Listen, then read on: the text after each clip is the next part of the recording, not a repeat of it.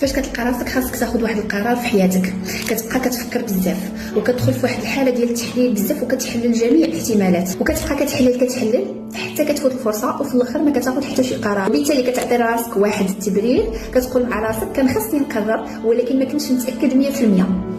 والتحليل الزائد هنا بحال شي واحد باغي يتعلم يعوم ولكن في الاول كيبقى كيقلب الماء وكيبقى يشوف واش الحاله مناسبه لانه ينزل يعوم ولا لا، وبقى كيراقب حتى ما نزلش يعوم. وفي الاخير بدا كيشوف الناس نزلوا تعلموا السباحه وطولوا من المهارات ديالهم، وهو بقى غير كيعرف كل شيء على السباحه ولكن ما عرفش يعوم، او بالاحرى ما تعلمش يعوم.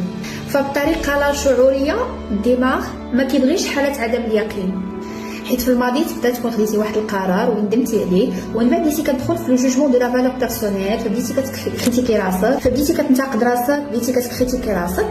وهنا لو سيرفو ديالك بدا ترسخات عنده واحد الفكره اللي هي الا بديتي كتفكر بزاف غادي تقدر انك تتفادى هذاك المشكل او لا تتفادى طيح في ليغور.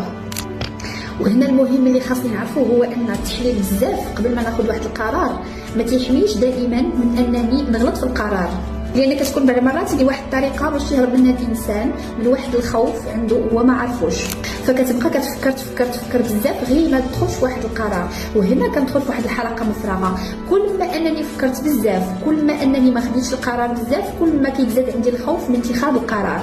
وفي لاكومبانيمون ما كنقلبوش ناخذ واحد القرار مثالي، ولكن حنا كنتعلموا سورتو القدره على اتخاذ القرار بواحد الثقه وبطريقه تدريجيه، ونقوي جانب عدم اليقين اللي عندي، ونعرف ونوضح مزيان لي فالور ديالي باش نعرف شنو هو اهم حاجه بالنسبه ليا باش ممكن ناخذ واحد القرار، ونتعلم ناخذ القرارات اللي كتقوي عندي الثقه باش باغ لا سويت لا بريز دو ديسيزيون ما كتبقاش عندي فيها مشكل، كتولي اون اكسيون طبيعيه اللي كنقدر ناخذها بواحد الطريقه تلقائيه. ولا عندك دي كيستيون كتب لي في الكومونتير.